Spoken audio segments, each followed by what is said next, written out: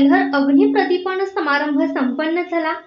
प्रारंभी भारती शुगर्सचे मुख्य कार्यकारी अधिकारी आर.डी. पाटील यांच्या हस्ते यशवंत सहकारी साखर कारखान्याचे संस्थापक चेअरमन स्वर्गीय संपतराव नाना माने यांच्या पूर्णाकृती पुतळ्यास पुष्पहार अर्पण करण्यात आला व विधिवत होम हवन करण्यात आले।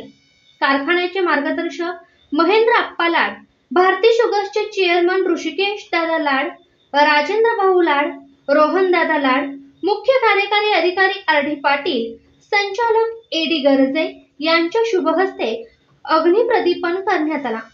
यावेळी कारखान्याचे general manager S L. Patil, chief chemist V P. Suryavanshi, finance manager P P. Patil, Shripati शुगरचे purchase officer P M. Gokave, assistant H R. P D. Sutar, A. Patil, A B. Kamble, SMP.